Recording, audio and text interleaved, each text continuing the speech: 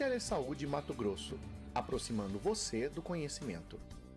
Eu gostaria de agradecer novamente a equipe aqui do Teleeduca, do Telesaúde Mato Grosso. É sempre um prazer estar aqui com vocês. E fico feliz de vocês estarem aqui conosco. Eu já sei que tem pessoas de outros estados, sejam bem-vindos. Eu espero que tenha a equipe de saúde bucal, mas a equipe de saúde da família também, os agentes comunitários, médicos, enfermeiros conosco, porque somos todos uma só equipe e estamos aqui para oferecer integralidade e uma saúde de qualidade para os usuários. Hoje, na verdade, a gente vai ter um bate-papo. Todos vocês que estão na atenção primária conhecem já as atribuições, as competências, mas a gente está aqui para dar algumas dicas, esclarecer alguns pontos e principalmente para a gente ter esse debate, esse diálogo, a participação de vocês aqui no chat para a gente poder conversar. E antes de começar a falar especificamente da atenção primária, eu acho legal a gente falar um pouco sobre a política de saúde bucal. A Política Nacional de Saúde Bucal foi instituída em 2003. Ela é mais conhecida como Brasil Sorridente, que é o nome fantasia dessa política, e ela tem como objetivo garantir que medidas e ações de promoção e prevenção e também recuperação à saúde bucal dos brasileiros sejam oferecidas à população. O que, na verdade, essa política ela quer instituir? Ela quer que todos nós, usuários do SUS, possamos ter essa possibilidade da integralidade da saúde. Então, a gente tem que oferecer a saúde bucal como um serviço dentro da nossa rede de atenção, não só da atenção primária, mas também da média e alta complexidade. O fato é que essa política ela não é obrigatória. Então, existe um projeto de lei tramitando já na Câmara dos Deputados e que tem como objetivo instituir a saúde bucal em forma de lei em todos os municípios. E aí sim a gente consegue garantir a integralidade da saúde para os nossos usuários. É importante a gente conhecer esse contexto, porque talvez alguns colegas estejam trabalhando em alguma prefeitura, exercendo as atribuições e competências da atenção básica, mas talvez não estejam inseridos dentro de uma equipe de saúde da família. O que não impede que vocês realizem todas as ações e os programas estipulados por essa estratégia. Mas essa lei pode garantir que nós estejamos dentro de todo esse contexto do SUS, que é amplo e é possível, a gente já sabe disso. Mas, falando ainda dessa política, ela tem duas linhas de ação. Uma específica da atenção básica e a outra da alta e média complexidade. Então, na alta e média complexidade, ela tenta ampliar e qualificar essa rede de ações especializadas, que são os centros de especialidades odontológicas, laboratórios regionais e a odontologia no âmbito hospitalar. Hoje, no estado de Mato Grosso, nós temos algumas cidades com centros de especialidades odontológicas. Além da capital Cuiabá, nós temos Guarantã do Norte, Sorriso, Sinop, Água Boa, Primavera do Leste, Pontes e Lacerda e Cáceres. São as cidades que hoje oferecem essa atenção especializada em saúde bucal. Mas a linha de ação prioritária é a reorganização da atenção básica. Por que reorganizar a atenção básica? Durante muito tempo, o dentista ele participava dessas ações. E eu estou dizendo dentista porque ele não fazia parte da equipe e, por vezes, também ele não tinha uma equipe auxiliar junto ao seu trabalho. Então, ele trabalhava sozinho. E essa característica, ela precisa ser mudada. Inclusive, quando a gente lê relatos, trabalhos de pesquisa de qualidade de serviço, infelizmente a gente ouve muito isso, que o dentista ele é isolado do processo da atenção básica, ele trabalha dentro do seu consultório e não participa da equipe. Então, a reorganização dessa atenção, ela vem exatamente com esse objetivo. Então, a equipe de saúde bucal, inserida na estratégia de saúde da família, ela representa a possibilidade de criar um espaço de práticas e relações a serem construídas para reorientar esse processo. E aí, nesse segundo parágrafo, ele diz exatamente quais são essas alterações, o que ele quer mudar dentro desse processo. A gente não vai mais tratar o paciente, nós vamos cuidar da saúde desse paciente, porque a equipe de trabalho, ela precisa ter uma relação com o usuário. Todo mundo sabe, a gente fala muito sobre saúde da família, que a gente cria um vínculo com o usuário, a gente se responsabiliza pela saúde dele. E é exatamente essa nova reorientação do processo de trabalho. Então, para se trabalhar no SUS, você tem que ter perfil. Para você trabalhar em saúde da família, mais ainda. Você tem que saber o porquê você está lá, quais são as suas ferramentas e quais são as suas responsabilidades enquanto profissional da saúde. Isso eu não estou dizendo só da odontologia, de todos os profissionais que fazem parte desse processo. Profissionais da saúde e trabalhadores da saúde também. Então, toda a recepção, vigilantes, todos os trabalhadores envolvidos nesse processo precisam saber que são responsáveis por aquela região, por aquele território. Então, qual é o fundamento desse processo de trabalho? O processo de trabalho da estratégia saúde da família e da equipe de saúde bucal, ela já tem esses 3 primeiros que eu nem vou comentar muito, que são os princípios doutrinários do SUS. Né?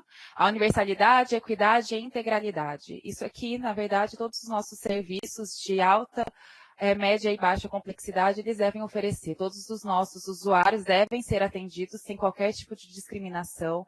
Ele pode ser classe média, classe alta, se ele tem algum tipo de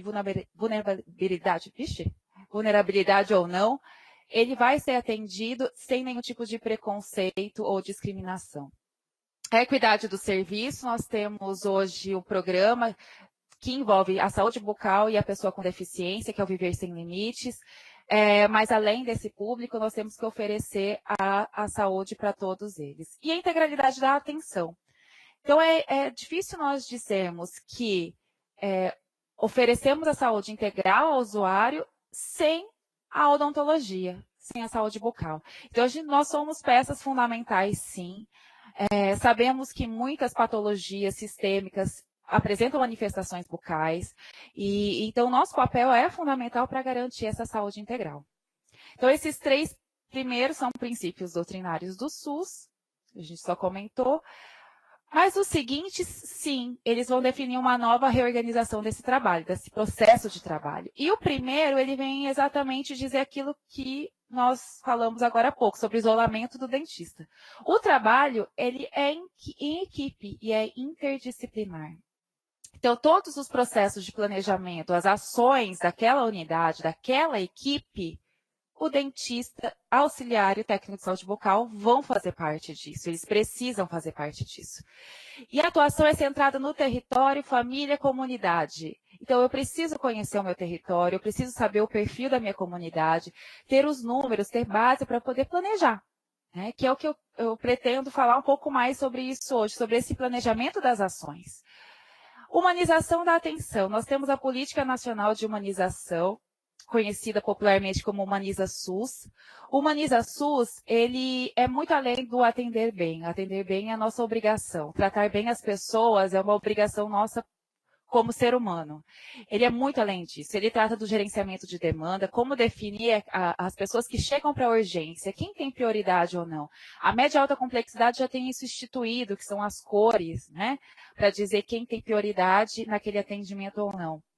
Mas esse gerenciamento de demanda faz parte da Política Nacional de Humanização, a ambiência do serviço também, o direito ao usuário ter um acompanhante, se sentir bem, confortável, tudo isso faz parte do processo de humanização da atenção e precisam ser, nós como profissionais, estar atentos a tudo isso. E a responsabilização e o vínculo. A partir do momento que eu faço parte daquela equipe, eu me torno responsável pela saúde, pelo conforto, pelo bem-estar daquela população. Então, eu tenho que planejar, pensar meios de resolver os problemas que essa comunidade vem passando ou está sendo afligida por aquilo em algum momento.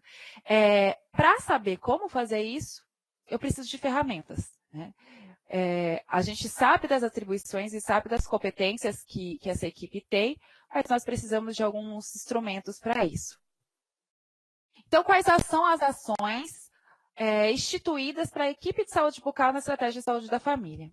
A primeira são as ações de promoção e proteção de saúde. Na verdade, a saúde da família tem isso como princípio, promover saúde. Mas como nós vamos promover saúde?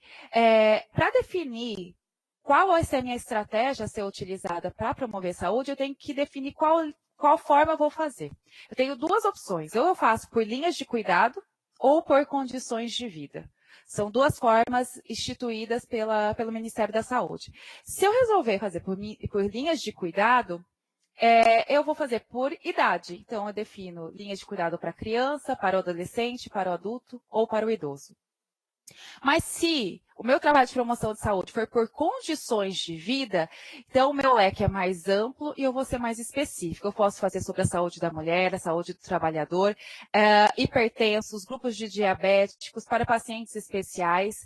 Isso tudo eu tenho que ter estruturado, conhecer a minha população para definir qual programa eu posso aderir, porque existem programas no Ministério da Saúde que eu posso fazer parte. E isso, a equipe de saúde bucal, é lógico, não vai definir sozinha. É um trabalho de toda a equipe da Estratégia de Saúde da Família, mas que sim, o dentista e a auxiliar a equipe de saúde bucal precisa fazer parte desse planejamento e montar uma agenda com a equipe para definir quais são as ações a serem realizadas.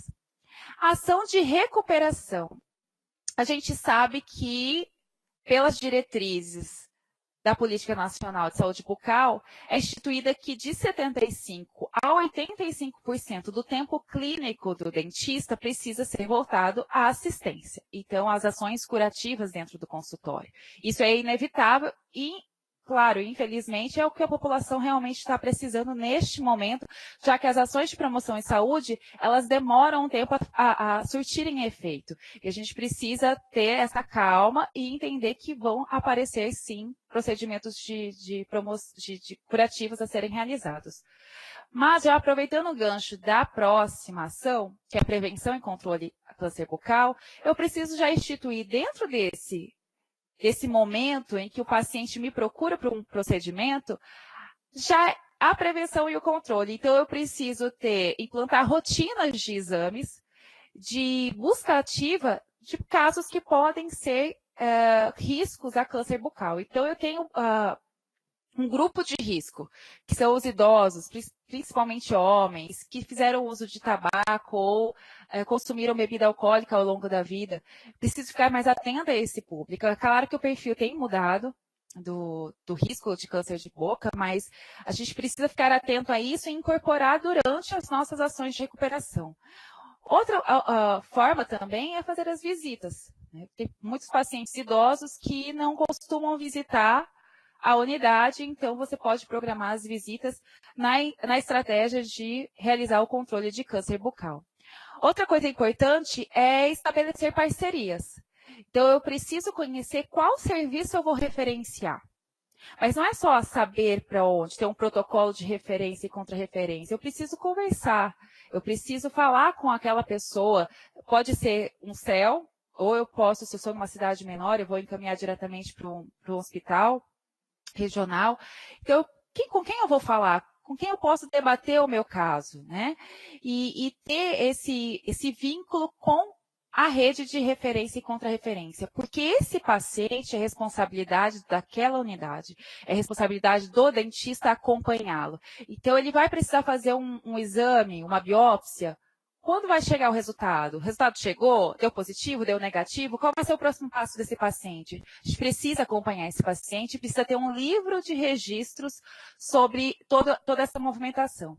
Quem aqui já passou pela avaliação, já participou da avaliação do PEMAC, que é o Programa de Melhoria de Acesso aos Serviços de Saúde, o PEMAC-AB, ele pede esse livro de registro, ele quer saber se você está realizando essas ações.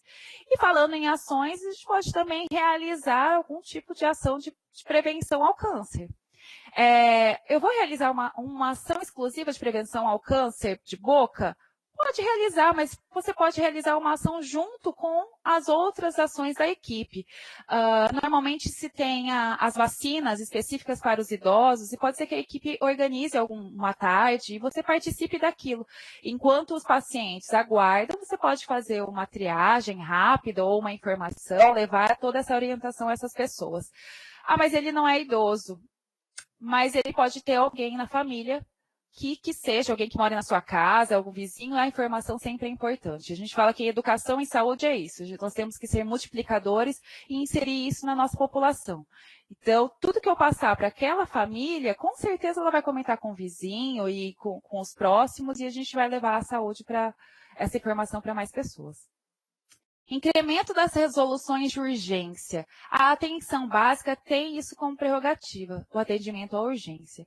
Então, aqui dentro das minhas ações de recuperação, eu preciso me organizar para atender esse público, que é uma demanda espontânea na maioria das vezes. Como eu vou me organizar depende de cada processo, de cada unidade, da forma que ela funciona. Por que eu estou dizendo isso? Algumas unidades recebem pacientes, unidades de zona rural, os pacientes conseguem chegar até a unidade por conta da distância no período vespertino, né? Então, talvez o dentista se organize para aquelas primeiras horas do período vespertino, ele não tenha nenhum caso agendado, mas que ele fique aguardando essa demanda. Então, eu preciso conhecer a minha agenda para poder organizar esses serviços. O importante é que a demanda é espontânea, minha porta tem que estar aberta para essa demanda. E lembrar sempre que a ideia nossa, a partir de agora, não é mais aquele modelo biomédico. A gente quer prevenir. Então, todos os elementos dentários que possam ser salvos, né? A gente gosta de falar assim, mas que eu consiga fazer um tratamento e que ele não precise ser extraído, nós vamos fazer. Então, incluir, e aí já vou para próxima também. Procedimentos mais complexos, como uma pulpotomia, por exemplo, e não extrair aquele dente naquele momento, é essencial. Então, nós devemos incluir ações que eu consiga complementar o meu serviço, mas que mesmo que não seja resolutiva naquele momento, que eu consiga dar um tempo para o paciente ser referenciado. E aí volto de novo na importância de se ter um local de referência.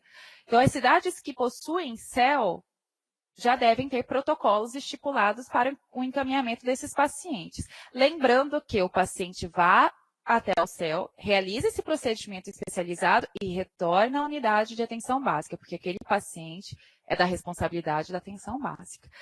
Bom, além da pulpotomia, nós podemos ter restaurações mais complexas, né? Com dente fraturado, eu posso realizar na atenção básica e tratamentos periodontais também não cirúrgicos, é claro. Os cirúrgicos nós vamos precisar encaminhar para um centro de especialidade, mas os tratamentos periodontais não cirúrgicos eu posso realizar como procedimentos mais complexos na atenção básica.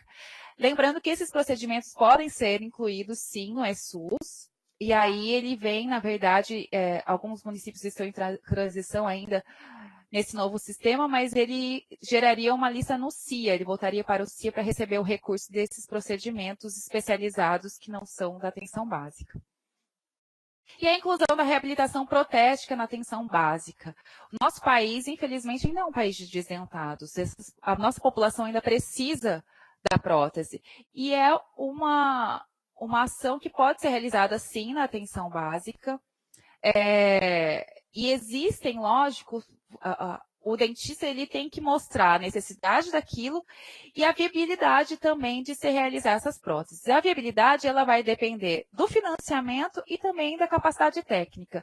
Como? Nós temos os laboratórios regionais de próteses. Então, os laboratórios regionais de próteses eles não têm nem o critério de número populacional, então qualquer município pode se inscrever para participar, e é de extrema importância. Mas lembre-se que a gente precisa conhecer nossa população e saber se ela realmente necessita, normalmente sim, mas é importante eu ter essa base de dados.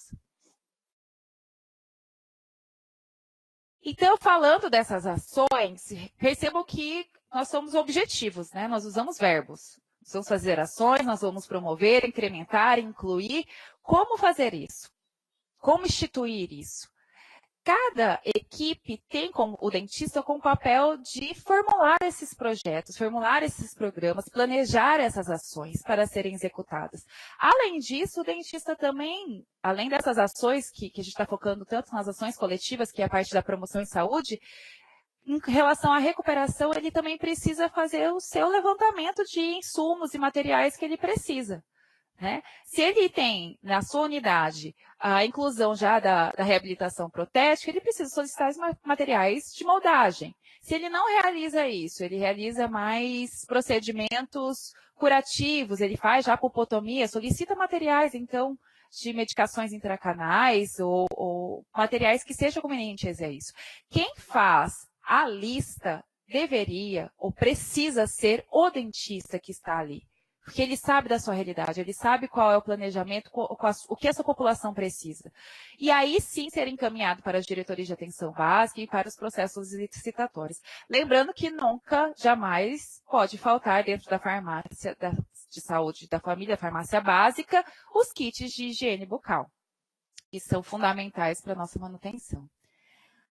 Mas o que eu queria focar aqui hoje é nesse planejamento das ações, né? Principalmente das ações coletivas, porque nós, dentro do consultório, na parte reabilitadora, eu tenho certeza que a maioria de vocês não tem tanto problema, mas talvez atingir essas metas de promoção em saúde, conseguir exercer essa nossa atribuição de ser promotor de saúde, é um pouco mais complicado, porque a gente precisa de tempo. A gente não vai simplesmente, eu vou essa semana em tal escola e vou falar com eles. Tá, mas eu preciso saber qual é o público dessa escola, ensino fundamental, ensino médio, qual é a idade dessas crianças. Essas crianças já tiveram contato com algum dentista, elas já passaram por algum processo. Como é essa população, que nível socioeconômico eles estão, porque toda essa abordagem é diferente. Senão ela não surte efeito. Se eu não faço um planejamento correto, a minha ação não vai ter efeito. Então, na organização das ações e serviços de saúde, o planejamento cria a possibilidade de compreender a realidade, os principais problemas e a necessidade da população. Uma coisa importante é ter dados para fazer esse planejamento, que são os nossos instrumentos de trabalho. Um dado simples é você fazer o levantamento dos seus procedimentos dos últimos meses. Se você está há mais tempo, faça do último ano. Faça dos últimos dos 12 meses de 2017. Quais foram os procedimentos que você fez? Eu fiz mais exodontia, fiz mais restaurações. Que tipo de restauração? Restaurações simples, complexas? Eu fiz muita prótese. Faz um levantamento da idade dos pacientes de prótese. Será que são só os idosos que precisam de prótese? Qual é essa população que eu estou atendendo para eu poder planejar? E tudo isso vai me permitir uma análise desses problemas e buscar formas de solucionar. E aí sim, eu vou gerar meu plano de ação. Então, eu vejo que a minha população, isso eu tenho os dados, principalmente consolidados lá no ESUS, a gente já consegue todos esses dados que os agentes comunitários coletam. Eu vejo que a minha população tem muitas crianças. Muitas crianças. Mas no meu consultório, eu não atendo muita criança. Então, peraí, está acontecendo alguma coisa errada. Se eu tenho criança no meu território e eu não estou atendendo as crianças, eu preciso ter alguma ação que faça com que essas crianças venham até o serviço. E aí eu vou procurar escolas no território. Se eu não tenho escola, eu posso procurar algum tipo de igreja ou associação. Normalmente tem um campinho que as crianças vão até lá. Eu preciso articular maneiras de trazer essa população para a minha ação.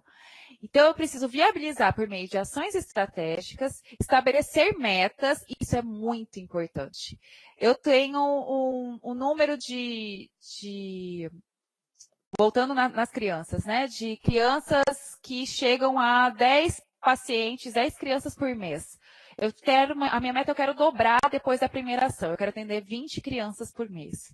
Ou não, eu não quero ser tão pretensioso. Eu quero 50%, 15 crianças no próximo mês. Eu preciso estipular metas, e o importante são estipular metas reais, né? Metas que são, claro que não vão ser metas simples, mas metas que eu consiga atingir.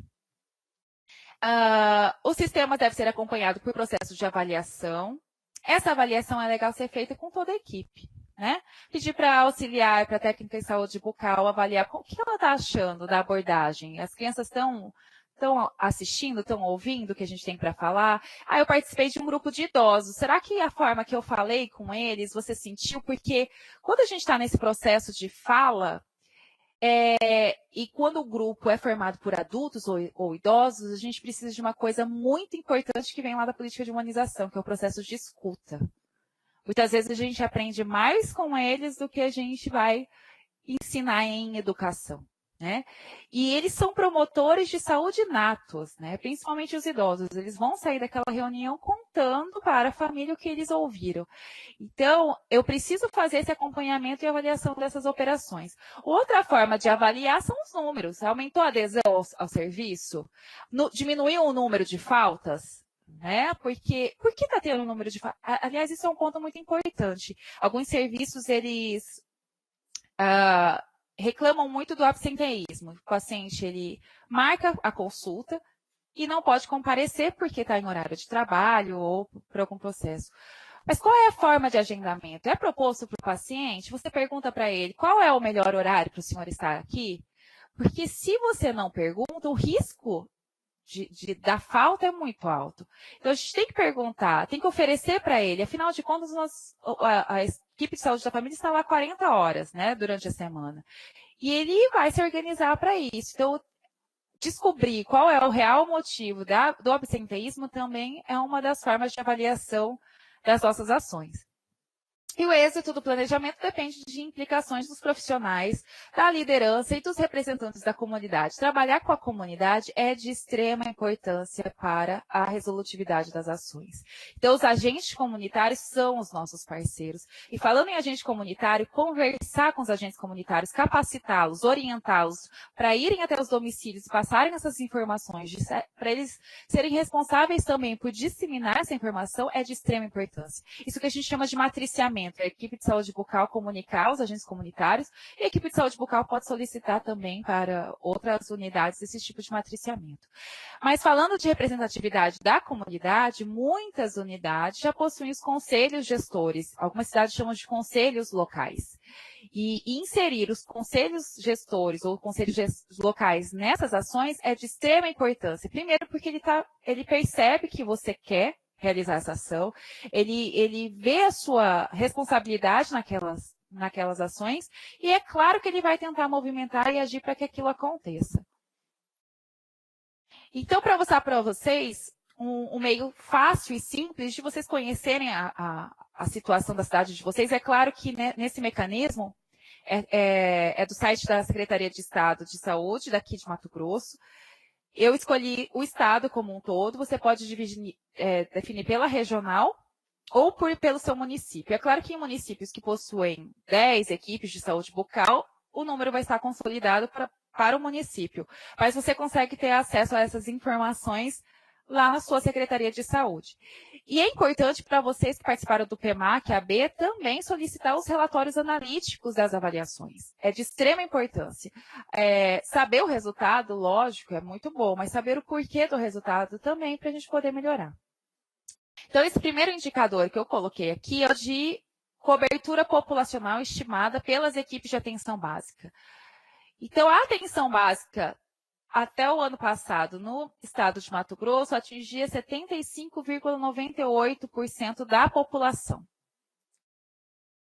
Em contrapartida, as equipes de saúde bucal estão em 58,24% da oferta de serviços para a população. Vamos dizer que metade, né? Infelizmente, vou arredondar para baixo. Metade da população possui a área de cobertura de saúde bucal. E esse número é baixo, mas infelizmente ele é menor ainda, porque quando se faz o número da base populacional, são utilizados dados do IBGE, e os dados do IBGE, eles informam o território, lógico, não só da área urbana, mas também da área rural, mas quando ele é considerado áreas construídas. O que eu quero dizer com isso? Que existem já bairros, loteamentos em áreas que ainda não estão estabelecidas dentro das prefeituras como área urbana. Então, esse número provavelmente é maior, na verdade, da população, então, consequentemente, a área de cobertura é menor, infelizmente. E com relação à primeira consulta odontológica programática. A primeira consulta odontológica programática é um dado de extrema importância que toda unidade deve estar ciente todo mês. Ela deve fazer esse balanço mensalmente. Por quê? É a primeira vez que o paciente procura aquele serviço, né? É claro que existem a rotina, ele pode vir a cada 6 meses e saber que aquele paciente é o mesmo paciente que retorna, que ele já criou esse vínculo, que ele já faz parte da minha área de responsabilidade também é muito bom. Então, saber quantos são novos, quantos continuam vindo ao serviço é de extrema importância. Mas aqui, no nosso estado, infelizmente, esse número caiu.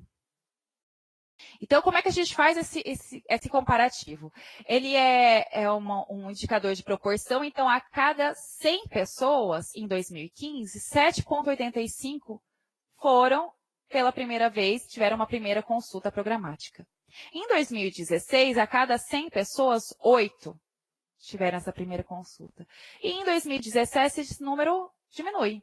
Ele vai para 5,89. E eu vou voltar aqui o slide só para mostrar para vocês que o número daqui da cobertura aumentou. Então, na verdade, esse número também deveria aumentar. Não é? Se a gente for olhar proporcionalmente, aumentou a oferta de serviço, aumentou o acesso, o número de primeiras consultas deveria também aumentar. Lembrando que esse indicador não é de urgência, atendimento de urgência tem um código específico. É exatamente aquela primeira consulta que eu faço a anamnese, abro o prontuário para o paciente, faço um planejamento. Se ele volta, que esse paciente é de rotina, ele conta como a primeira consulta, mas é lógico que eu vou fazer um novo planejamento. Seja só uma simples profilaxia e orientação, porque esse paciente já está condicionado ou não. Mas o importante é que esse dado deveria ter aumentado. E não aumentou. Então, a primeira sugestão, verifique na sua unidade. Como estão essas primeiras consultas? Como estão as consultas de rotina? Como é que eu faço para aquele paciente que veio há 3 anos atrás? Será que ele está bem? Vou procurá-lo, vou pedir para o agente comunitário entrar em contato e solicitar. Aliás, a agente comunitário é uma ferramenta que a gente precisa utilizar principalmente para essa demanda que se perde, né? Que ele pode fazer essa busca ativa da demanda. O próximo indicador é de proporção de exodontia em relação aos procedimentos. E ele segue a mesma teoria. Então, em 2015, a cada 100 procedimentos, que são considerados procedimentos básicos, então são as restaurações, profilaxia, aplicação de flúor, procedimentos de periodontais, a cada 100 procedimentos, 5 foram de extração, 5 exodontias. E em 2017, o número, infelizmente, aumenta também. Então, a cada 100 pacientes, 100 procedimentos, 7 foram de exodontias. Que é outra perda. Então, o que a gente pode perceber por esses números? O número de consultas para tratamento diminuiu e o número de consultas de urgência aumentou. Né?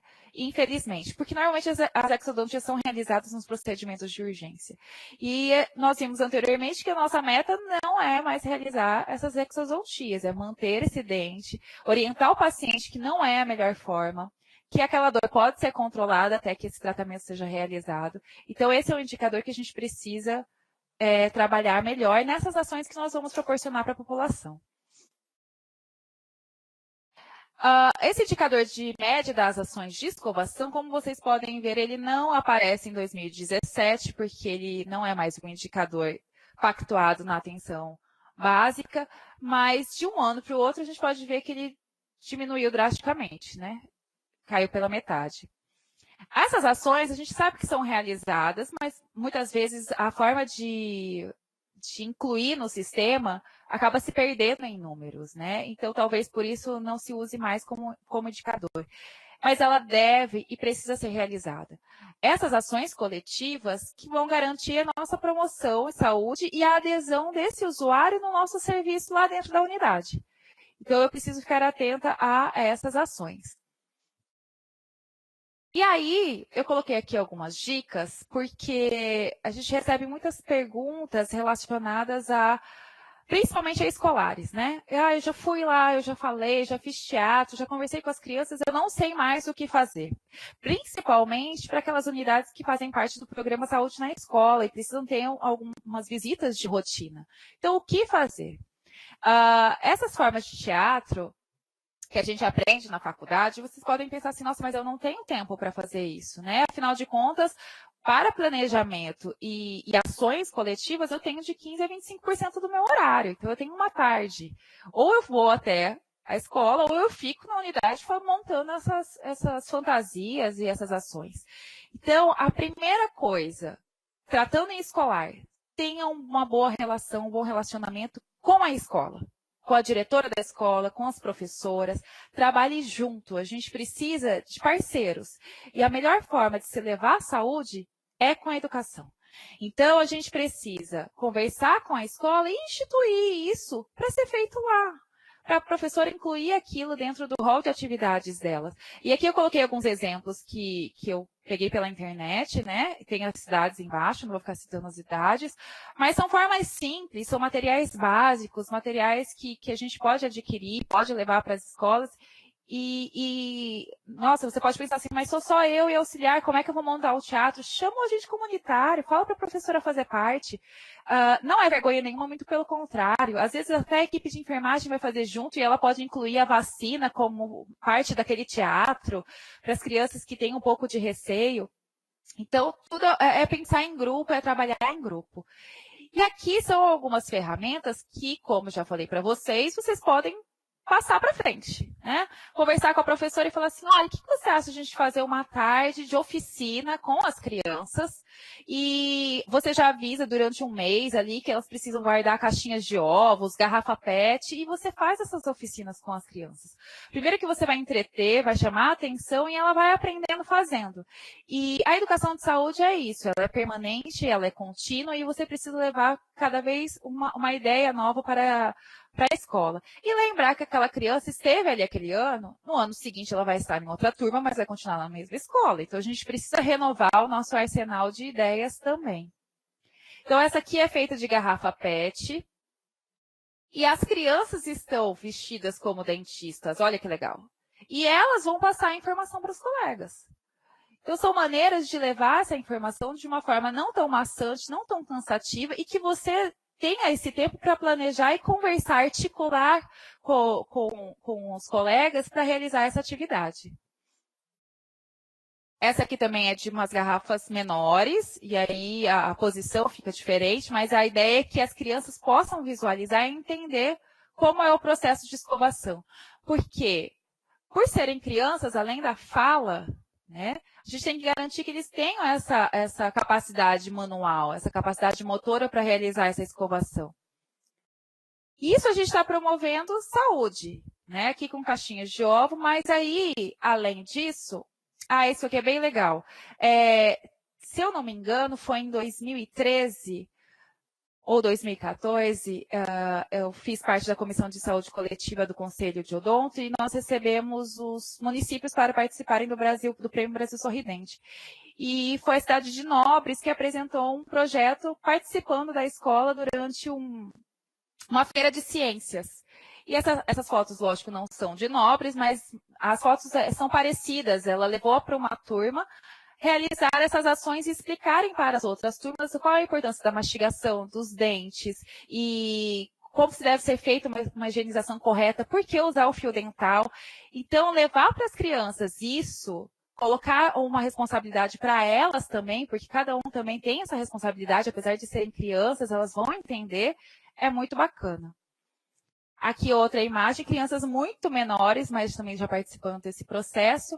Mas o que eu quero mostrar para vocês é isso. No final das contas, a gente tem que ir lá e escovar. Não é só promover, passar a informação. Ela vai aprender fazendo.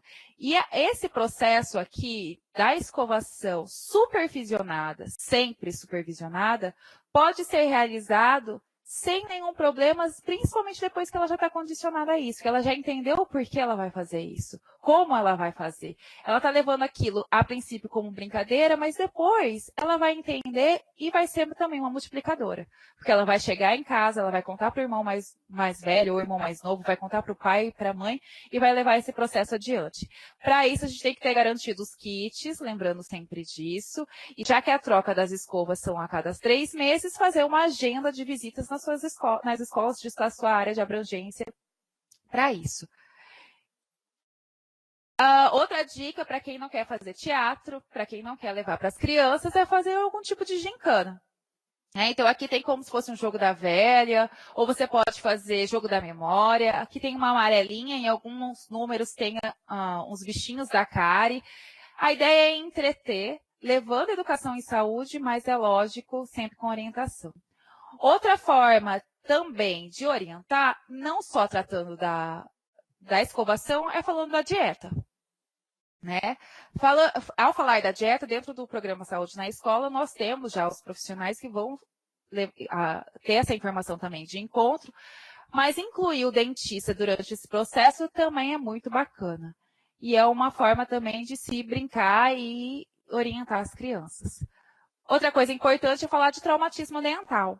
A gente tem muito problema de quedas, né? Principalmente na idade de dentição mista, durante a atividade de educação física, fraturas dos centrais, o que fazer em caso de trauma. E aí essa orientação, lógico, as crianças vão ter, mas principalmente os professores e os cuidadores dessa criança, e orientá-los a procurar o dentista da sua unidade de referência, ou todas as orientações, onde colocar o dente, o que fazer com o dente, devo procurar o dente, não devo procurar, ele tem que fazer bochicho, tem que limpar. Todas essas informações devem ser passadas e continuamente, né? Todas as vezes que vocês forem, lembrem, façam algum tipo de cartaz, conversem com as crianças para fazerem isso. Mas, além disso, nós temos os outros grupos prioritários, né? Nós temos as gestantes, e grupo de gestante é um grupo muito amplo. Infelizmente, algumas unidades estão em áreas que acontecem muito a gravidez na adolescência. Então, a abordagem é diferente, né? A fala deve ser diferente. E os cuidados com essa gestante. Durante muito tempo, se teve o mito que gestante não poderia ir ao dentista, e ela precisa, sim, do acompanhamento do dentista, principalmente nos aspectos periodontais, para não ter nenhum risco do bebê nascer prematuro ou de baixo peso. E a gente tem os grupos de hipertensos e diabéticos também. E aí, incluindo com as gestantes, são grupos que normalmente a equipe de enfermagem já tem uma agenda instituída. Então, faça parte dela, converse, né? Mostre para a equipe toda, durante as reuniões de equipe, vá até lá, mostre sua ideia, fale o que você quer, qual ação você quer executar, qual a sua meta, quais os benefícios daquilo, que todo mundo vai fazer parte e vão te ajudar nisso. Aliás, trabalhar junto é muito importante. Nos dias da vacina, que a gente sabe que tem as campanhas de vacinas, nos dias das datas de vacina, se ofereça para ir lá ajudar. Como ajudar? Durante os dias de vacina, a recepção fica cheia. Aproveite para fazer orientação para as crianças, orientações para gestantes, orientação para quem estiver ali. Fala do seu serviço, fala da sua agenda, pergunta que escola aquelas crianças fazem parte, se elas já foram até o dentista. Participe desses processos, assim como eles também vão participar dos nossos também. E aí a gente tem também o grupo das pessoas com tuberculose e hanseníase, que sabemos que possuem manifestações bucais. E fazer parte dessas reuniões também implica em discutir casos, né? Os relatos de casos. Nessa nossa área de abrangência, nós estamos com casos de tuberculose e hanseníase. É uma área endêmica. A região do norte do nosso estado é uma área endêmica de hanseníase. São 5 pacientes, nós precisamos acompanhá-los. Inclui a visita ao dentista. Inclui esse monitoramento. Por isso é importante participar.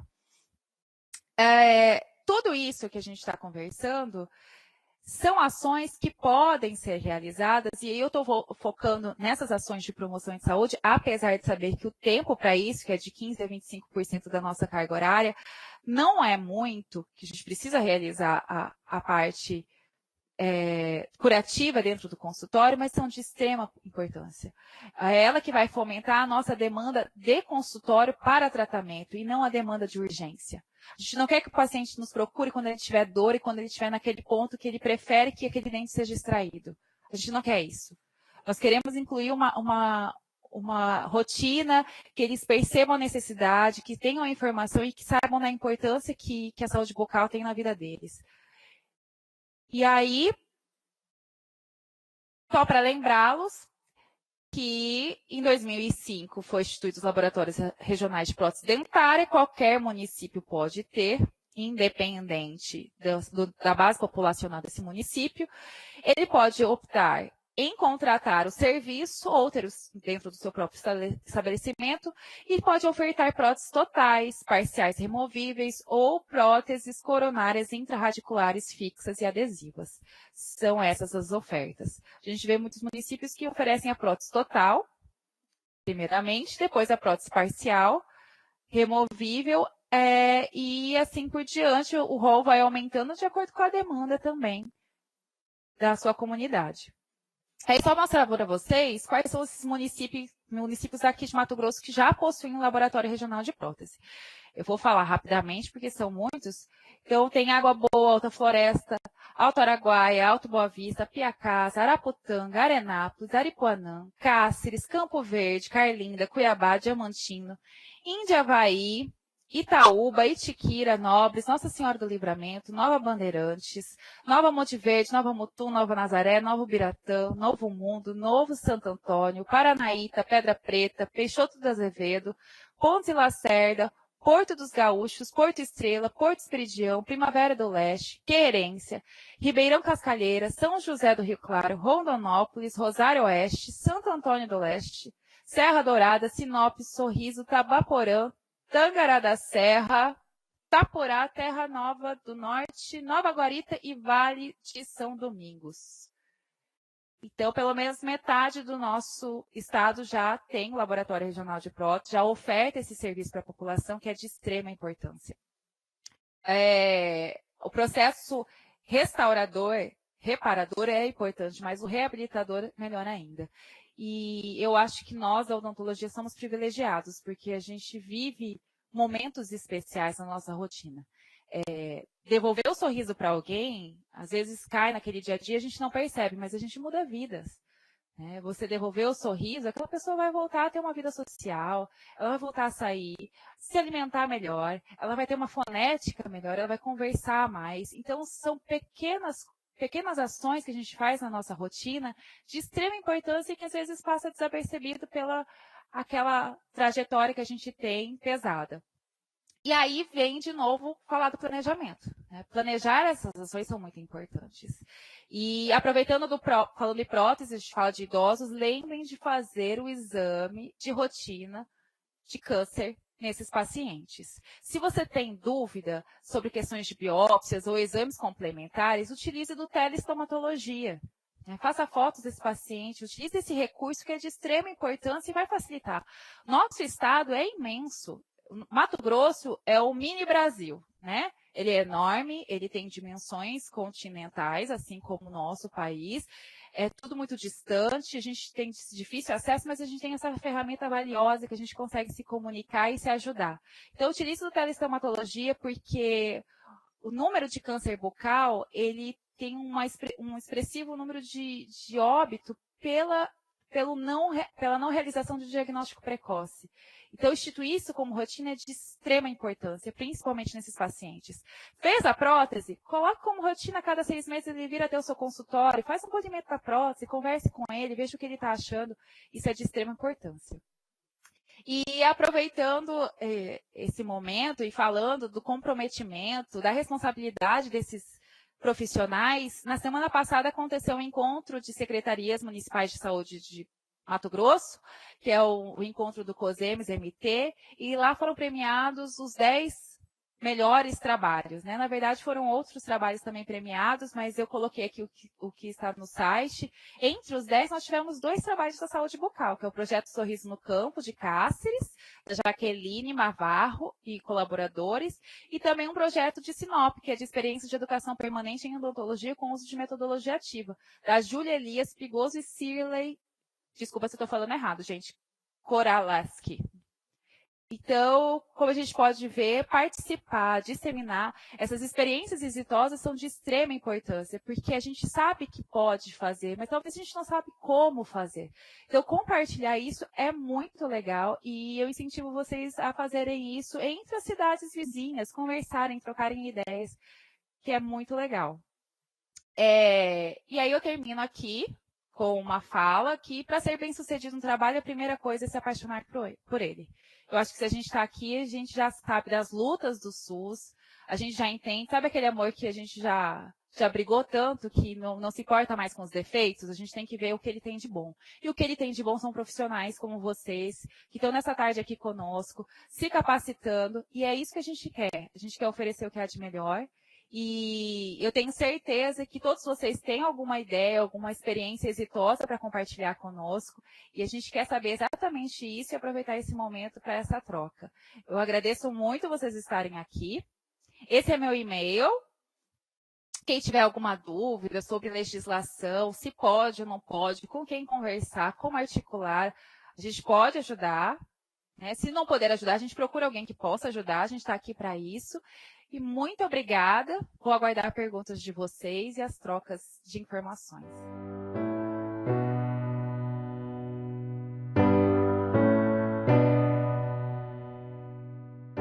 A primeira pergunta veio da Ana Paula. Ela pergunta assim: tem previsão para a aprovação desta lei?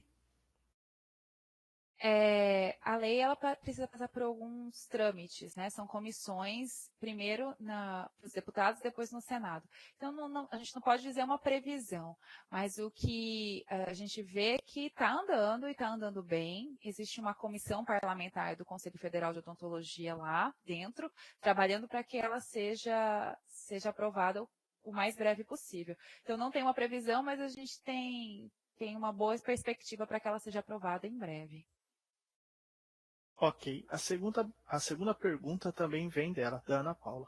Ela fala assim: no céu da minha região, somente está realizando exodontia do terceiro molar e endodontia do permanente. No protocolo, tem mais algum procedimento que é para o céu e competência? Tem. Os CELs são centros de especialidades odontológicas que têm por obrigação ofertar 5 serviços. O primeiro é o diagnóstico do câncer bucal. Depois vem o atendimento a pessoas portadoras de necessidades especiais, que são as pessoas com deficiência, a periodontia, endodontia e cirurgia.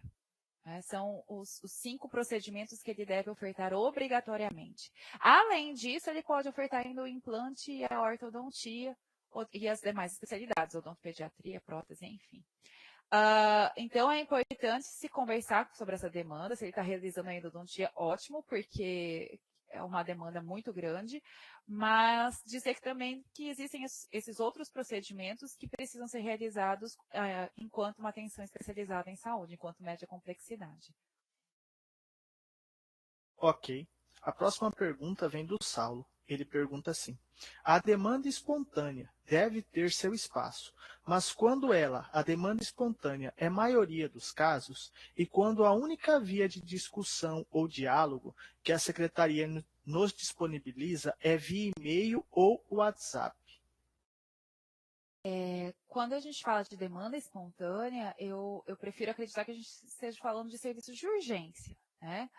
E a urgência, sim, é prerrogativa da atenção básica que seja realizado aquele procedimento. Mas se essa demanda espontânea vem até a unidade para um tratamento eletivo, então, se não é caso de dor, se aquela paciente pode aguardar pelo serviço, então, deve-se pensar em estruturar esse mecanismo de agendamento. Né? As formas de agendamento desse paciente, por que ele foi assim até a unidade? Será que a gente pode usar, de novo, os agentes comunitários para oferecer, olha, agente comunitário, fulano, você pode agendar esses pacientes? Eu preciso que essa área seja coberta durante esse mês. Toda semana você marca 3, 4. Talvez perguntar para o paciente, por que o senhor veio diretamente aqui? Essa unidade tem telefone? Quais são as formas de agendamento? Porque a demanda espontânea da urgência é essa sim. Essa deve ser atendida. Agora, com relação a conversar com a secretaria, a gente sente uma dificuldade da saúde bucal muito grande em municípios pequenos, porque normalmente não se tem o papel do coordenador de saúde bucal, e aí cada dentista fica responsável pela sua unidade, por tudo que vai acontecer, ou existe aquele dentista que tem um perfil, né, de uma liderança e consegue conversar, articular melhor e acaba encabeçando aquilo, mas sem ter em definitivo, um título ou algo que o sustente, que dê aquela responsabilidade, e ele acaba ajudando nisso. Então, eu vou deixar aqui, colocar um pouquinho de fogo, né, na história, mas a gente tem que brigar por esses espaços, sim, porque, infelizmente, se a odontologia não está lá para falar oi, né, ninguém lembra. Então, é importante ter alguém dentro da secretaria que, no momento que se abrir licitação para compra de equipamentos, materiais e insumos, tenha alguém da odontologia e leve a lista, uma lista atualizada, com todos os descritivos do que é importante ser comprado, e não comprar material que depois não vai ser de utilidade. Então, ter esse papel é muito importante. Mas se não tem essa figura, deve ter a figura do diretor ou coordenador de atenção básica. Então, vamos até ele, vamos solicitar para que ele faça isso, que uma vez que ele tenha a saúde bucal, ele precisa ser responsável também pelas ações desse serviço. Ok. A próxima questão também vem do Saulo. E ele pergunta assim: o ESUS e o SIGS, Sistema Integrado de Gestão de Serviços de Saúde, há possibilidade de usarmos em nosso município unicamente o segundo programa? Você conhece? Eu não tenho muita experiência com esse sistema integrado, mas o fato é que a atenção básica hoje ela é pelo ESUS. Então, ela é feita pelo ESUS e pelo prontuário eletrônico, não existe outra possibilidade. É a forma que o Ministério recebe essas informações, que ele é alimentado e que ele verifica as produções. Então, infelizmente, neste momento, todos os municípios que fazem parte da estratégia de saúde da família vão utilizar o ESUS. Sim, a gente sabe que ele tem problemas, sabe que tem dificuldades, estão se pensando em formas de facilitar esse acesso, principalmente pela internet ser também difícil na maioria das localizações, mas é o sistema que é utilizado e é o preconizado pelo Ministério da Saúde, é o ESUS. Ok. A próxima pergunta vem do José Ricardo. Ele pergunta assim: vocês sabem me dizer se existe algum projeto do governo federal para doação de escovódromos portáteis? Alguém do grupo tem algum modelo de projeto para essa demanda? Infelizmente, eu não conheço nenhum projeto do governo federal. Na realidade, os projetos do governo federal são para equipamentos, né? Para escovódromo, eu realmente não conheço. Mas esse modelo de projeto é bem bacana, se alguém puder compartilhar, porque precisa do projeto para se passar pela procuradoria, para se abrir uma licitação e a compra desse equipamento. E a gente sabe que não é fácil de se encontrar um fabricante, alguma indústria que forneça esse tipo de equipamento, que são de extrema importância para as ações coletivas. Então, seria bem bacana se alguém já aderiu ao município, se conseguiu de alguma maneira, poder disponibilizar aqui. Seria bem legal. Ok. A próxima pergunta vem da Ana Paula. Quais são as metas a serem cumpridas pelo cirurgião dentista na atenção básica? Relação à primeira consulta. Escovação supervisionada. Existe um número X que o governo institui? Então, nós estávamos falando de planejamento. Qual é a meta? É você cumprir o seu plano. Todo governo, toda gestão, ela tem um plano plurianual, que são para os 4 anos de gestão. Mas para cada ano existe o plano de trabalho anual. Nesse plano de trabalho anual, você vai estipular quais são as suas metas. Então, baseadas nos indicadores pactuados em atenção básica em saúde. Então, esse ano eu quero elevar o meu número de ações, de procedimentos, porque eu quero diminuir o meu indicador de exodontia. E aí eu coloco qual é a minha meta. Se no ano passado foram 10, né, o meu indicador foi o número 10, foram para cada 100 procedimentos 10 exodontias, eu quero diminuir para 8. Essa é a minha meta. E aí eu vou planejar ações para cumprir. Então, o governo federal não institui metas. Quem institui metas é a gestão municipal, junto com os profissionais da atenção básica, e esse projeto, esse plano de trabalho, ele é aprovado pelo Conselho Municipal de Saúde, ele vai para a Câmara dos Vereadores para ser aprovada a lei orçamentária baseada nesse projeto, e esse projeto deve ser cumprido. Né? Então, quem estipula as metas é o município com os seus profissionais. Ok. A próxima pergunta vem da Geisna. Prioridade de atendimento pelo cirurgião dentista na atenção básica é de 0 a 14 anos? Então, quando a gente fala de prioridade, tem que tomar cuidado nessa palavra prioridade, né? Não é prioridade, mas eles são grupos que representam uma atenção maior que se deve dar. Por quê? Vocês devem acompanhar, junto com a equipe de saúde da família, os pontos verificados, por exemplo, para o Bolsa Família. Existem alguns indicadores importantes da saúde que são critérios para o recebimento dessa Bolsa Família. E são crianças, né? De 0 a 14 anos. E falando em 0 a idade de bebê, a Rede Cegonha também inclui alguns indicadores de visita ao dentista. Então, não é que ela seja prioridade, mas é que esse grupo, ele está presente em vários programas, em vários projetos do Ministério. E quando a gente fala de escovação supervisionada, antigamente era até de 0 a 12 anos, é o foco, né? As crianças, elas sempre foram e vão continuar sendo o foco, mas não são a prioridade. Mas a gente tem que sempre ficar pensando nelas, sim. Ok, a próxima questão vem do Saulo. Ele fala assim: critérios para serem anotados estes indicadores.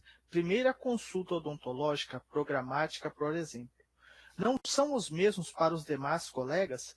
Creio que uma calibração é necessária, ou ao menos uma reunião para se orientar melhor.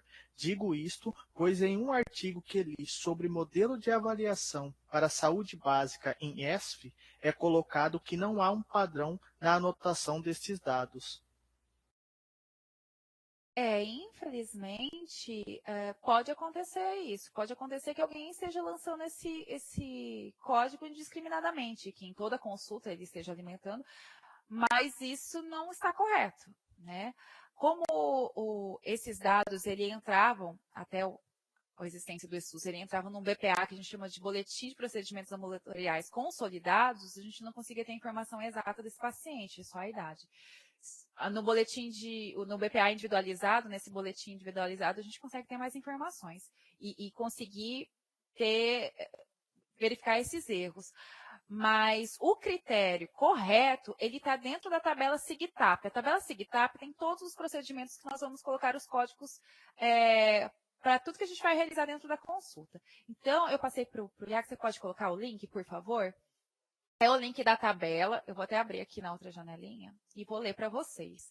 O que é a primeira consulta odontológica programática? É a avaliação das condições gerais de saúde e realização de exames clínicos odontológicos com finalidade de diagnóstico.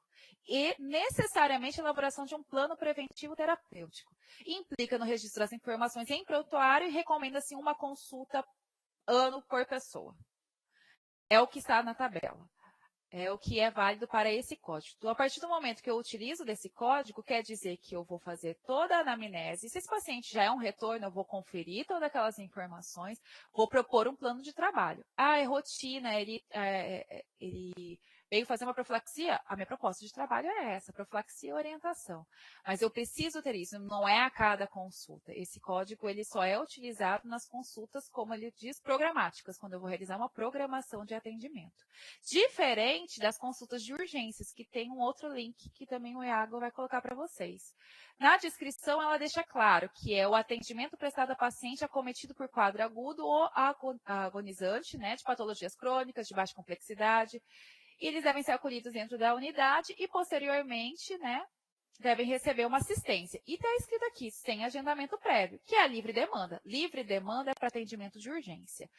E apesar do código ter ali o nome Atendimento de Urgência e Atenção Básica, se vocês clicarem em CBO, ele vai abrir todos os códigos que podem alimentar com esse procedimento. E tem lá o cirurgião dentista, o clínico geral, o odontopediatra e o dentista da estratégia de saúde da família. Então, são códigos diferentes, com finalidades totalmente diferentes e de extrema importância para eu poder fazer o meu planejamento, para eu ter indicadores e saber qual é a real demanda da minha unidade. Ok. A próxima questão vem da Ana Paula. Ela fala assim: essa supervisão só pode ser com a presença do cirurgião dentista? Ana Paula, eu vou utilizar, você está falando da escovação, também a tabela SIGTAP. Na tabela SIGTAP, eu não coloquei o código ali, mas se vocês entrarem lá na tabela e pesquisar sobre o código da escovação supervisionada, ela diz profissional da saúde.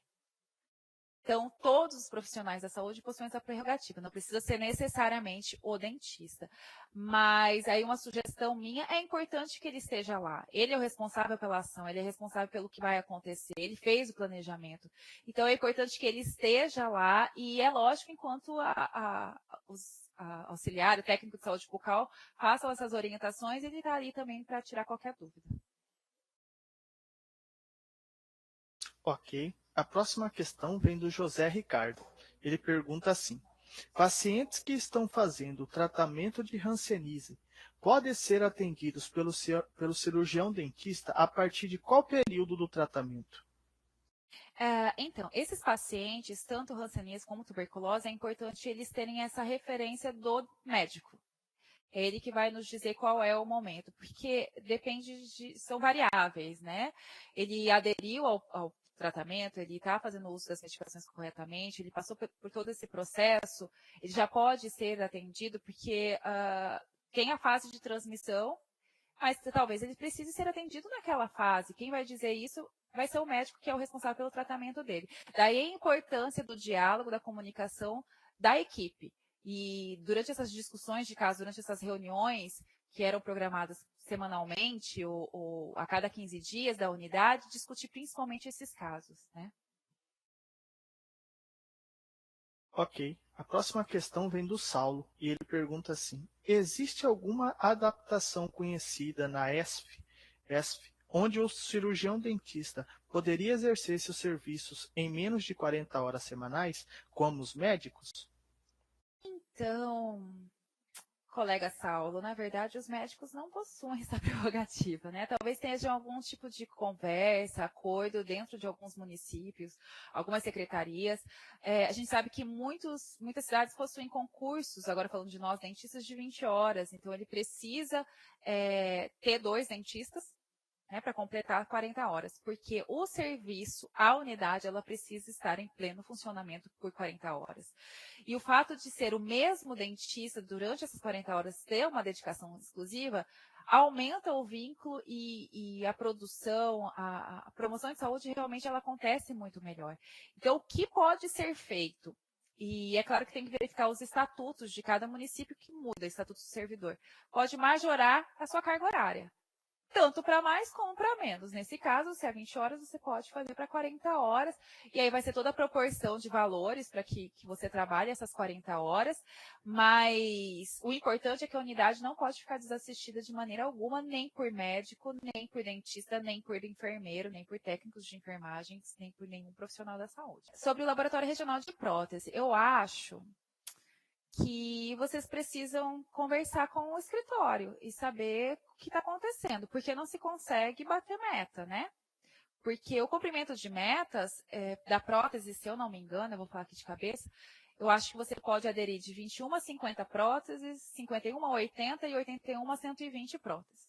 Se você está até 120 ou a partir de 120, que é a última, e não consegue, migra para um abaixo, né? E tenta cumprir. Mas por falta de pacientes, eu não acredito que seja. Está tendo problema com o quê? Com o laboratório de prótese que não consegue cumprir o prazo? Com o fornecimento dos materiais? O que está acontecendo? Vocês estão falando que não ouviram a pergunta. A pergunta foi sobre laboratórios regionais de prótese, a dificuldade de se cumprir metas das próteses. E o que eu estou sugerindo é que seja conversado o motivo de não se cumprir as metas e não dizer para não se fazer, né? A gente precisa saber o que está acontecendo. Se a dificuldade for no laboratório e esse laboratório for terceirizado, acaba o contrato, contrata outro laboratório. Se o laboratório for interno, for servidor próprio, conversa para o cumprimento dessa prótese. Estão me ouvindo? Sim. Você acha que tem necessidade de refazer a pergunta? Vocês acham? Vou tá refazendo então, para ficar com mais clareza, pode ser?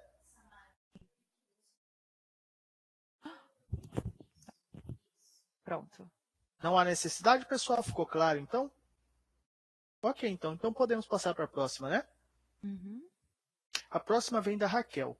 Ela pergunta assim: esses municípios que possuem laboratório regional de prótese oferecem serviços somente para seus munícipes ou podem oferecer para as outras cidades vizinhas? Isso é muito bacana, porque ele pode sim oferecer, mas tudo vai depender da forma que esse laboratório foi pactuado. Ele pode ser municipal, e aí ele vai atender só o seu município, ou pode ser regionalizado. E existem ainda os consórcios. Então, conversar para verificar isso, se o seu não tem, veja se as cidades vizinhas não querem pactuar com o seu, mas antes de qualquer coisa, verifique sua demanda. Né? Porque pode ser que você está pactuando, mas você já tenha demanda suficiente para ter o seu. E aí, porque tem uma certa dificuldade em questões de translado, tempo, né? Demora, então verifica se é realmente como vai ser o seu município. Ok. Tem a próxima vem da Geisna. Ela fala assim: o que fazer quando o seu concurso é de carga horária de 30 horas semanais e a gestão já foi orientada para adequar às 40 horas semanais e mesmo assim não fazem? Olha, eu vou até me comprometer com a resposta, mas se seu concurso é de 30 horas, você vai fazer 30 horas. Enquanto não estabelecer essa majoração para 40 horas, você não vai poder cumprir as 40, apesar da unidade não poder estar desassistida. Então, conversa direito, negocia. E uma sugestão é dos conselhos gestores, conselhos locais. Se você não tem na sua unidade, procure o Conselho Municipal de Saúde, leva isso para o conselho. A comunidade, quando vê o nosso trabalho, quando vê que funciona, ela fica do nosso lado, porque ela quer que aquilo continue. E você está se propondo a isso, a majorar para 40 horas, a cumprir a carga horária correta, então utilize esses recursos, utilize essa participação popular a nosso favor. Ok. Então vamos para a próxima. A próxima vem do Saulo. E ele fala assim: apesar de não ser assunto da ESP, gostaria de saber sobre o programa de atenção às pessoas que vivem nas ruas, abrigadas ou não. Trabalho em Boa Vista, Roraima, e nosso município está com uma demanda muito grande de refugiados da Venezuela. Este programa já existe pelo Ministério da Saúde ou é só um projeto ainda? Ele existe, ele está dentro da atenção básica, são os consultórios de rua. Eles atendem as pessoas vulneráveis, as pessoas, né, como o nome diz, é o consultório de rua. Então, é uma unidade móvel. Ela possui o médico, enfermeiros, e eles fazem essas visitas em pontos estratégicos, que normalmente eles estão concentrados nesses pontos, e levam atendimento, orientação, e tudo que for possível naquele momento, até que essa pessoa seja sensibilizada para poder comparecer a uma unidade. Então, já existe, Cuiabá possui esse modelo, eu não sei dizer agora de cabeça quais as outras cidades do nosso estado que possuem, mas existe sim.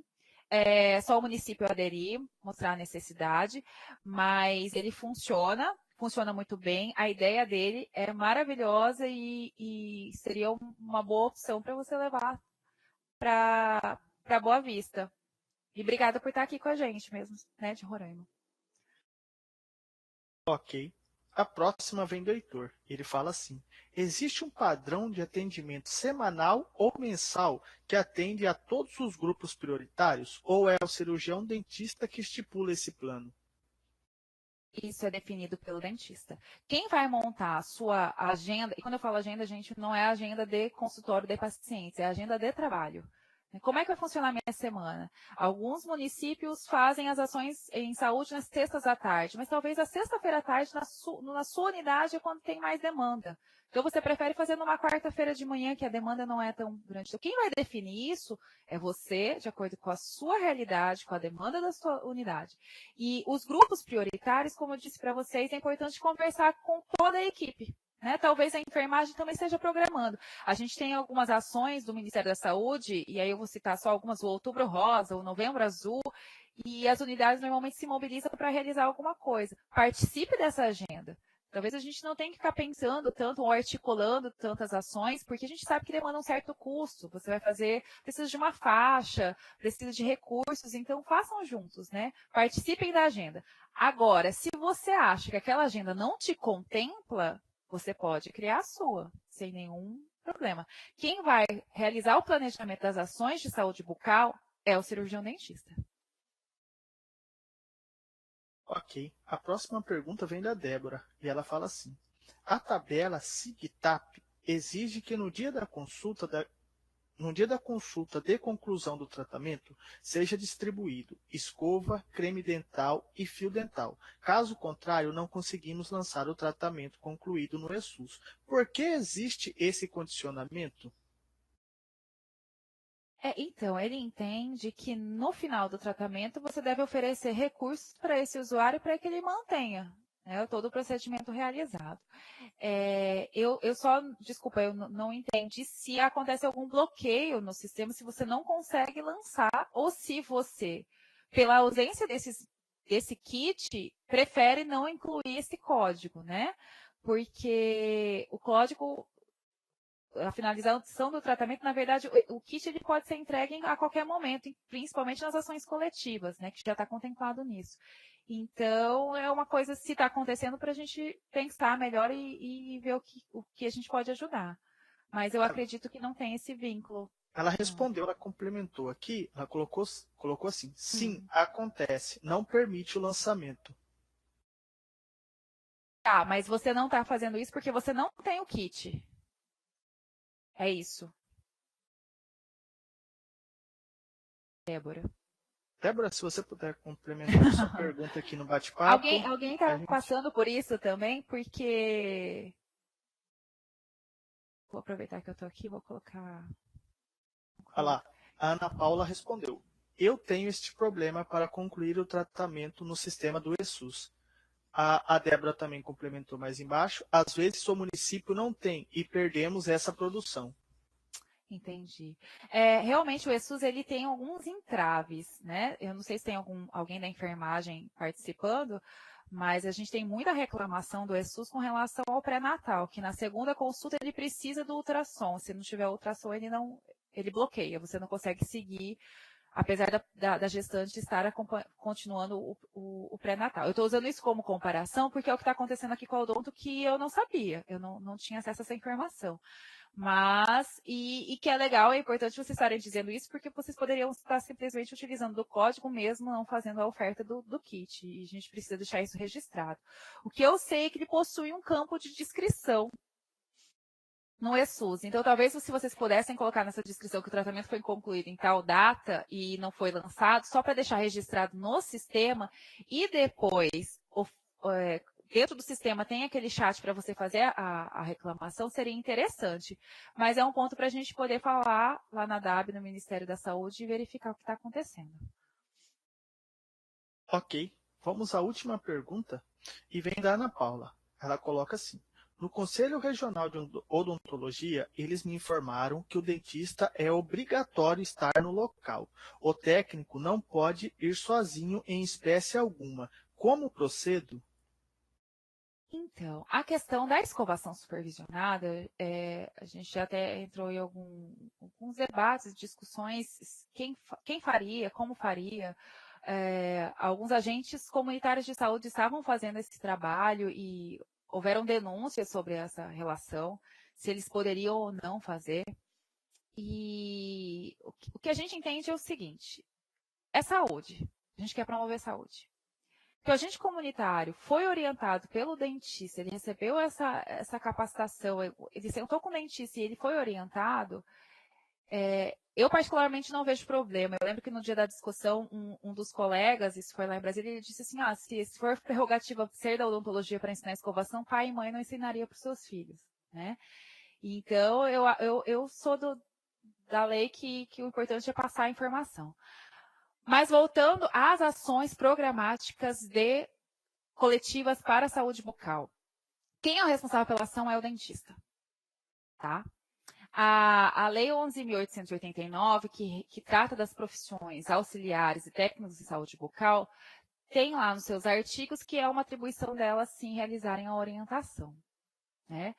Então, o fato dele fazer o projeto e ela ensinar a orientação, eu não vejo necessidade de estar lá. Mas se elas estiverem lá para fazer algum tipo de levantamento epidemiológico, verificar qual é o paciente que tem necessidade, algum tipo de triagem, isso não. Porque isso vincula um certo diagnóstico. Quem faz diagnóstico é o dentista. Isso não. Mas depois que o dentista já foi, fez a avaliação, traçou o perfil daquela comunidade, não vejo necessidade, apesar de que eu estaria lá presente. Eu acho que a gente não pode perder a oportunidade de sempre estar presente e participando dessas ações. Ok, Samara. Só para completar, referente àquela pergunta que o Saulo fez dos serviços de 40 horas semanais, ele completou. Sobre a minha colocação a respeito da carga horária dos médicos, eu perguntei, pois na portaria do PENAB 2488/2011, os médicos têm a possibilidade de trabalhar desde 40 horas até 20 horas. Ele cumprimenta abaixo assim, mas não havia encontrado a portaria ou lei que permitisse o dentista na ESF com menos de 40 horas. Então, é porque a estratégia de saúde da família, ela não tem como obrigatoriedade o dentista. Então, na PENAB, se você for reparar nesse ponto que você está dizendo de 40 a 20 horas, ele está falando de equipes parametrizadas. Tem uma equipe parametrizada, são aquelas que estão se adaptando a um formato da atenção básica da saúde da família, mas não são saúde da família. E provavelmente você deve estar falando dessas parametrizadas. Pelo dentista ser uma equipe adicional, ele realmente não aparece ali. Mas a gente sabe que é uma realidade por conta dos concursos de 20 horas e precisa dessa complementação de carga horária. Mas essas unidades, por mais que seja 20 horas, vai ter 2 médicos. Ela não pode ficar desassistida. Ok. Essas foram as perguntas. Agora eu deixo as suas considerações finais, você pode ficar à vontade. Ok? Eu gostaria de agradecer a participação de vocês. Foi muito bom trocar essas experiências. Já fica aqui algumas dicas para a gente procurar, né? Alguns modelos de escovódromos, alguns modelos de projetos para licitações de escovódromos, formas de aderir isso ao pregão. E também, Deise Lô, qual foi a sua pergunta, Deise Lô? Aqui agora eu estou conseguindo prestar atenção no que vocês estão falando. E essas questões de carga horária, das ações, da participação do dentista ou não, eu sei que são perguntas rotineiras que a gente fica com medo de cometer algum engano nesse processo, mas eu quero dizer para vocês que enquanto vocês estiverem fazendo as ações, provocando e fazendo com que a promoção em saúde realmente aconteça, que é o papel nosso ali na atenção básica, vocês não vão ter nenhum problema. E a gente está aqui à disposição, eu falo a gente, nós aqui, Telesaúde, o Teleeduca, todos os teleconsultores, a telestomatologia, para dar esse apoio e estarmos aqui nessa caminhada. E como eu mostrei aqueles 2 casos lá de Sinop e de Cáceres de ações exitosas, a gente gostaria de ter aqui uma apresentação só dessas ações exitosas da saúde bucal com vocês. Se vocês pudessem compartilhar conosco, seria incrível. Muito obrigada. Se existe um número de atendimento no período para agendamento. Não existe. Inclusive, desculpa, gente, eu estou despedindo e respondendo, né? Mas,